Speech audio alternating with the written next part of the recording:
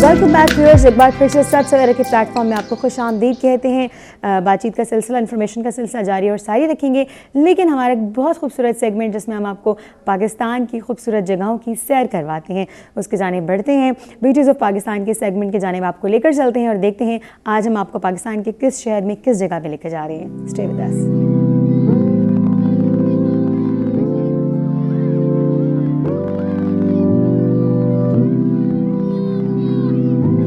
पाकिस्तान का शहर फैसलाबाद खुशहाली और आसूदगी का ताबिंदा निशान, सनतकारों और मेहनतकशों की काविशों का नक्शे सतरंग, धुआं उगलती चिमनियों का शहर फैसलाबाद पहले सांदलाबाद के नाम से जाना गया, फिर लायलपुर और लायलपुर से फैसलाबाद बना। यहाँ के बासियों की अनथक मेहनत और लगन से आज वही वीराना एक शहर शादाब का रूप अख्तियार कर चुका है। आस्ताना फैज बाबा नूर शाह वली के मज़ार के गिर्द खाना बदोशों, आबादकारों, किसानों और मेहनतकशों की बस्ती पक्की माड़ी 100 साल के तवील अरसे के बाद बसते बसते आज पाकिस्तान के शहर फैसलाबाद का रूप अख्तियार कर चुकी है। शहर के दाखिली दरवाजे फैसली गेट के करीब यादगार घंटी पर लिखे हुए ये लफ्ज बरकत दरियाए जना दी आज किस कदर सच्चाई के मजहर नजर आ रहे हैं। गुंजान आबादी पर फैला हुआ ये शहर अपनी तरक्की और अलूम फनून की बदौलत अपने बासियों की अजमत का मुंह बोलता सबूत है।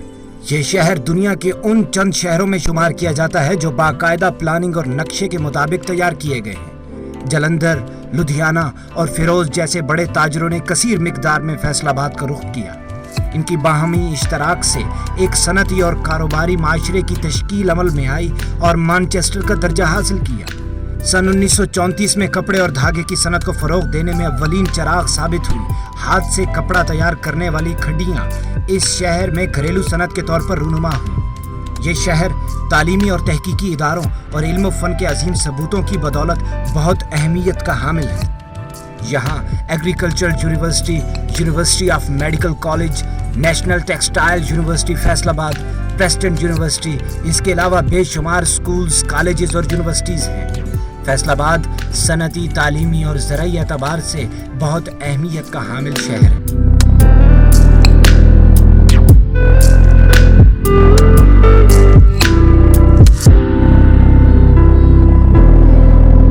खुशामदीद नाज़रीन, एक बार फिर से आपको सच सवेरा के प्रोग्राम में वेलकम बैक कहते हैं। बहुत अच्छा सा आपने सेगमेंट देखा ब्यूटीज़ ऑफ पाकिस्तान के नाम से। जनाब आज आपने सैर की फैसलाबाद की। फैसलाबाद जो कि एक इंडस्ट्रियल एरिया है, इंडस्ट्रियल एरिया की जानिब से जनाब एक बहुत ही इंपॉर्टेंट रोल प्ले करता है। बहुत सारी इंडस्ट्रीज़ हैं फैसलाबाद में और हम अपने गेस्ट की जानिब बढ़ेंगे। फैसलाबादी के हवाले से मोहम्मद सलीम साहब से बात करेंगे। सर काइंडली बताइएगा कि फैसलाबाद जो है वो ज़राअत में, एग्रीकल्चरल सेक्टर में क्या इंपॉर्टेंट रोल प्ले कर रहा है? देखें जी, फैसलाबाद पाकिस्तानी ज़राअत में इसका पिवटल रोल है। पिवटल रोल पाकिस्तान की जो सबसे पुरानी और जो सबसे जदीद भी जो ज़राई दरसगाह है वो फैसलाबाद में मौजूद है, जिसका नाम फैसलाबाद यूनिवर्सिटी है। ऑब्वियसली पाकिस्तान में जितने भी ज़राअत के लोग हैं, ज़्यादातर का एग्रीकल्चर यूनिवर्सिटी फैसलाबाद, वो पूरे पाकिस्तान से स्टूडेंट्स वहाँ पढ़ने के लिए पूरे पाकिस्तान से। ये ब्रिटिश दौर से बल्कि लायलपुर कॉलेज के नाम से पहले क्योंकि मशहूर था, फिर ज़राई कॉलेज के नाम से, फिर इसको अपग्रेड किया गया जो है ना अयूब खान के दौर में, तो इसको एग्रीकल्चर यूनिवर्सिटी का स्टेटस दिया गया। और फिर इस एग्रीकल्चर यूनिवर्सिटी की जो कंट्रीब्यूशन है वो पूरे पाकिस्तान में आपको नज़र आ रही हैं। इस एग्रीकल्चर यूनिवर्सिटी की बेस के ऊपर फिर हमने पेशावर में भी डेवलप की एग्रीकल्चर यूनिवर्सिटी, टंडोजाम में भी की, बलोचिस्तान में भी, चारों सूबों में फिर हम उसको लेके गए। और PARC जो इटसेल्फ है, इसको भी कहते हैं कि ये फैसलाबाद यूनिवर्सिटी की एक ऑफ शूट है, क्योंकि उसके सारे ग्रेजुएट्स वगैरह इनिशियली यहीं पे सारे जॉब्स में आए। बड़ा इंपॉर्टेंट इसका रोल है। बहुत बड़े स्कॉलर्स पैदा किए इसने, बहुत वैराइटीज़ इसने निकाली। तहकीक के शोबे में कैपेसिटी बिल्डिंग के हवाले से मतलब इसका बड़ा रोल है। और सेकेंडली जो फैसलाबाद की एक और चीज़ है, ये ज़राअत को, क्योंकि इसने यहाँ से बंदे भी निकाले पैदा करने के लिए, साइंटिस्ट और इंजीनियर्स, लेकिन कंज्यूम भी ज़्यादा से ज़्यादा इसी शहर ने किया। अच्छा, इसको पाकिस्तानी मैनचेस्टर कहते हैं। और टेक्सटाइल इंडस्ट्री, आपने खुद कहा कि इंडस्ट्रियल सिटी है, तो सबसे बड़ी टेक्सटाइल इंडस्ट्री वहाँ पे डेवलप होती है, विच इज़ यूजिंग सारे डिज़ाइनर्स, आपके फैशन डिज़ाइनर्स हैं वो वहाँ से निकलते हैं, मुहक्किक वहाँ से निकलते हैं, एग्रीकल्चर रिसर्चर वहाँ से निकलते हैं। और ये ज़राअत की आउटपुट से बेसिकली आप ये टेक्सटाइल चला सकती हैं ना। सो टेक्सटाइल इंजीनियरिंग की यूनिवर्सिटी वहाँ पे है। So because of all agricultural activities, because जितनी भी एग्रो बेस्ड इंडस्ट्रीज वहाँ पे हैं, तो उनका रॉ मटेरियल आपको एग्रीकल्चर से एग्रीकल्चरल यूनिवर्सिटीज़, टेक्सटाइल इंडस्ट्रीज़। हमारे शहर फैसलाबाद ने बहुत खूबसूरत सितारों का जन्म दिया, जो उसके माथे पर माशाल्लाह झूमर की तरह चमक रहे हैं। इस बात की जनाब बढ़ते हैं अपने गेस्ट की जानिब, मोहम्मद सलीम साहब की जानिब बढ़ते हैं। सर आपसे हम कुछ बात करेंगे, चूँकि आप जो हैं मोहम्मद सलीम साहब की जो स्पेशलिटी है वो ज़राअत में इस्तेमाल की जाने वाली एनर्जी के हवाले से है। जनाब इस हवाले से क्या फ्यूचर प्लान्स हैं आपके इंस्टीट्यूशन के, और माशाल्लाह क्या आपका फ्यूचर में जो आपका इंस्टीट्यूशन जो है वो काम करने का इस सेक्टर में इरादा रखता है? सुंदर, बड़ा आपने इंपॉर्टेंट क्लैरिफिकेशन कर दी है, क्योंकि लोड शेडिंग से डायरेक्टली हम मुतासर तो हैं, लेकिन उसके लिए हम इतना ज़्यादा as a platform from PRC help नहीं कर पा रहे, ना ही हमारा मैंडेट है। लेकिन जो ज़राअत में एनर्जी का इस्तेमाल है, सबसे ज़्यादा इस्तेमाल आपका वो मशीनरी की डेवलपमेंट में है, जो आप ज़मीन वगैरह तैयार करते हैं, ट्रैक्टर्स वगैरह चलाते हैं, वहाँ यूज़ है। लेकिन उसके बाद जो इसका मेजर इस्तेमाल है वो आपका इरिगेशन सिस्टम में है। आपको पंप करना पड़ता है पानी और उसके बाद आप लगा पाते हैं। तो उस हवाले से डेफिनेटली पीआरसी की खिदमात हैं। और कीपिंग इन माइंड कि पाकिस्तान में इस वक्त बड़ी संगीन एनर्जी क्राइसिस है, तो ऑब्वियसली उसका शिकार सोसाइटी के सारे अफराद की तरह ज़िम्मेदार भी है। जी बिल्कुल, ज़िम्मेदार पे ज़रूर बात करेंगे सर से, किस तरह ज़िम्मेदार इसका शिकार। जी सर, ज़िम्मेदार सेक्टर बात करते किस जी, तो एनर्जी का जहाँ पे बाकी सारे लोग उससे सफ़र कर रहे हैं, तो ऑब्वियसली हमारा ज़िम्मेदार भी इससे सफ़र कर रहा है। और ज़िम्मेदार की सफ़रिंग का मतलब ये है कि हमारी जो प्रोडक्शन लेवल्स हैं वो कम हो रहे हैं, जो हमारी इंपोर्ट्स हैं, जो हमारी अर्निंग्स आनी थी फॉरेन एक्सचेंज से, वो ऑब्वियसली कम पड़ रही हैं क्योंकि हमारे पास एनर्जी नहीं है। दूसरा ये है कि फूड सिक्योरिटी का एक सीरियस चैलेंज आता जा रहा है। तो जैसा कि आबादी बड़ी तेज़ी के साथ बढ़ रही है, फिर हमारी इकोनॉमिक ज़रूरियात बढ़ रही हैं, तो उस हवाले से ज़रूरी है कि हम जो भी हमारे पास पानी मुयस्सर है उसका बेहतरीन इस्तेमाल कर सकें। जो भी हमारे पास ज़मीन काबिल काश्त है उसको हम एग्रीकल्चर के नीचे ला सकें, और एट द सेम टाइम हम फार्मर की कैपेसिटी को भी बिल्ड कर सकें। देखिए, हमारा फार्मर 19वीं और 20वीं सदी की ज़राअत का टेलर्ड है।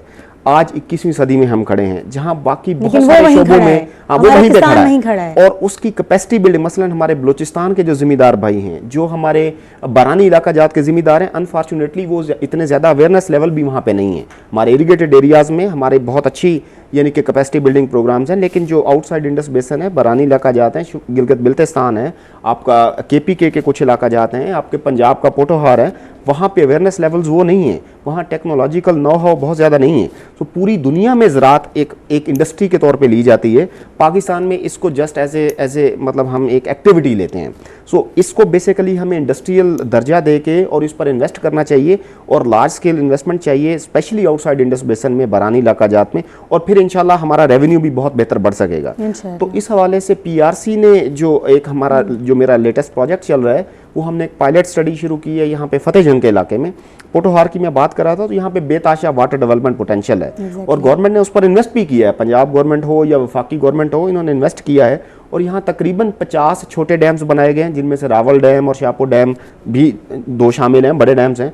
इसके अलावा यहाँ पे तकरीबन 1200 या 1400 मिनी डैम्स बनाए गए हैं, जो कि फार्मर्स फील्ड के ऊपर हैं। मकसद ये था कि जो बारिश के बाद पानी हमें मुयस्सर हो जाता है, उसको हम स्टोर कर लें, और उसके बाद ज़राअत को हम वहाँ पे फ़रोग़ दे सकें।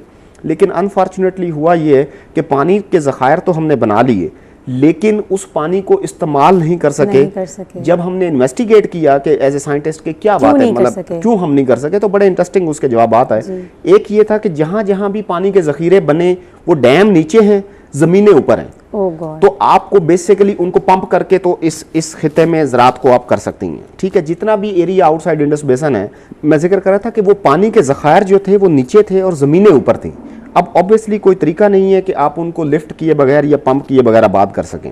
अच्छा, जब ये देखा गवर्नमेंट ने कि भाई ये तो अच्छा, और फार्मर ने क्या किया कि जब पानी के ज़ख़ीरे आ गए तो उन्होंने उसके अंदर मछली की बीज डाला, and that was the easiest activity. 4-5 lakh उनको साल के वहाँ से मिल जाते थे। तो उन्होंने बाकी वो जो बारानी ज़राअत थोड़ी बहुत करते थे उससे भी गए। उन्होंने कहा कि यहाँ से हमें 4-5 लाख मिल रहा है, तो बेसिकली हमें ना इससे यही एक एक्टिविटी ठीक है। तो जो थोड़ी बहुत वो गंदम लगा लेता था या कुछ चारा, तो वो उससे भी गया मेनली। तो फिर इस पर काफ़ी स्टडीज़ हुई कि इसका क्या किया जाए। तो फिर ऑब्वियसली लिफ्ट इरिगेशन स्कीम्स का एक प्रोग्राम लॉन्च किया गवर्नमेंट ऑफ पंजाब ने कि इन डैमों के ऊपर, ये भी 94 से ऑनवर्ड, फिर इन्होंने जो डैम्स बन चुके थे उनके पानी को इस्तेमाल करने के लिए इन्होंने पंप्स देना शुरू कर दिए। और वो पंप डीजल पे चल रहे थे या फिर आपके वो चल रहे थे इलेक्ट्रिसिटी या बिजली के ऊपर। लेकिन जैसे ही प्रोजेक्ट 3 साल के बाद या 4 साल के बाद ख़त्म होता था तो फार्मर वो सारा पंप शम्प डिसमेंटल करके पाइपलाइन वगैरह उखेड़ के तो दोबारा मछली पे आ जाता था। वजह ये थी कि ऑपरेशनल एक्सपेंसेस बहुत ज़्यादा थे उस पंप को चलाने के लिए। 94 से अब तक सच long time it's a period, long time, और दिन ब दिन आपके एनर्जी में और जो उसकी प्राइसिंग है वो बड़ी है। आपकी जो बिजली है दूसरी, वो उसका पर यूनिट भी देख लें और फिर उसकी अवेलेबिलिटी भी देख लें। तो कोई भी फार्मर ये अफोर्ड ही नहीं कर पा रहा था कि वो 5 घंटे 10 घंटे उस पंप को चला के डीजल या बिजली के साथ अपनी फसलों को पानी लगा ले। सो उन्होंने फिर अगेन उसी की तरफ चले वापस अपने गए। मसले में। तो यानी इससे इस सारी सूरत हाल से नतीजा ये निकल रहा था कि ह्यूज इन्वेस्टमेंट्स हुई पड़ी हैं, नए डैम हमसे बन नहीं पा रहे समहाउ, और जो बने हुए डैम्स थे या जखीरे थे उनको हम इस्तेमाल नहीं कर पा रहे थे। तो हमें ज़राअत में तरक्की करने के लिए, मुल्क को आगे ले जाने के लिए हर रिसोर्स का बेहतरीन इस्तेमाल करना है। तो नए डैम्स बनाना बहुत ज़रूरी है और वो बड़े डैम बनने चाहिए, लेकिन जो पानी ऑलरेडी हमारे पास मुहैया है उसका बेहतरीन इस्तेमाल करना भी सबसे बड़ा चैलेंज है। तो पीआरसी ने यहाँ, मेरी ऑर्गेनाइजेशन ने इंटरवीन किया, हमने एक प्रोजेक्ट डेवलप किया और हमने देखा कि पाकिस्तान में अल्लाह ताला ने सूरज की बेतहाशा रोशनी दी है। तो हमने उस एनर्जी की क्राइसिस को रिजॉल्व करने के लिए कि जो फार्मर का एक पानी का खर्चा को 20,000 या 25,000 रुपए है उसको ख़त्म किया जाए किसी तरह से, तो सोलर इरिगेशन सिस्टम को बेसिकली हमने डिजाइन किया और इंस्टॉल किया, और सूरज की रोशनी वो अल्लाह ताला की तरफ से फ्री है, तो 7-8 घंटे बेसिकली ये तो आपने बहुत अच्छा पाकिस्तानियों वाला काम किया इन अ सेंस कि माशाल्लाह हम यूटिलाइज करना जानते हैं चीज़ों को। कौन कहता है हमारे पास यूटिलाइजेशन नहीं है? इतनी माशाल्लाह जीती जागती एग्जाम्पल पीसीआर की मौजूद की सूरत में हमारे पास मौजूद है। नेचुरल रिसोर्सेज तो माशाल्लाह मालामाल हैं ही, लेकिन यूटिलाइजेशन की अगर कमी है तो उसको पूरा करने के लिए जनाब इस तरह दिन रात जो है वो कोशिश की जा रही है कि हमने नेचुरल रिसोर्सेज को यूटिलाइजेशन के लिए भी नेचुरल अल्लाह ताला की तरफ से दी गई सोलर एनर्जी को ही यूटिलाइज़ किया और सोलर इरिगेशन सिस्टम जो है वो मुतारिफ करवा गया। तो हमने वहाँ पर एक हमने डैम जो बना हुआ रेडी था 94 में फतेह जंग के इलाके में, उस डैम को लिया, तकरीबन 100 एकड़ फीट उसकी कैपेसिटी थी। फिर उसके तकरीबन इर्द गिर्द कोई 14-15 एकड़ की ज़मीन थी, 7 एकड़ पे डैम था, तो टोटल में 20 एकड़ के करीब वो पूरा फार्म था। उसके ऊपर हमने सोलर पंपिंग सिस्टम लगाया और उसके बाद उस पंपिंग सिस्टम के साथ हमने इंटीग्रेट किया हाई एफिशिएंसी इरिगेशन सिस्टम्स को, क्योंकि अगरचे डैम में पानी मौजूद है और काफ़ी लगता है, लेकिन अगर आप उसको रिवायती तरीके से फ्लडिंग के ज़रिए से अपने खेतों में लगाएंगे तो 3 महीने बाद आपका पानी ख़त्म हो जाएगा, because it's not a period flow, it's just के जी जब बारिश हुई है तो आपके पास पानी आ गया और अगर आप सारा इस्तेमाल कर जाएंगे तो फिर ख़त्म हो जाएगा अगली बारिश के आने तक।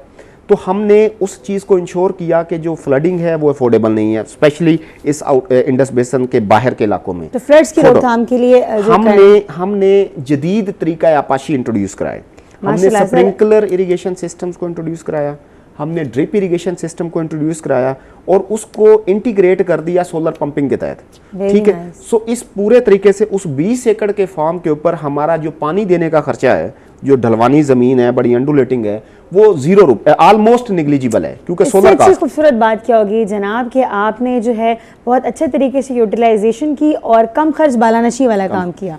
सो एक और बहुत अच्छे पाकिस्तानी वाला कम खर्च बालानशी वाला काम किया और हम इसी तरह जो है सही तरीके से चल भी सकते हैं।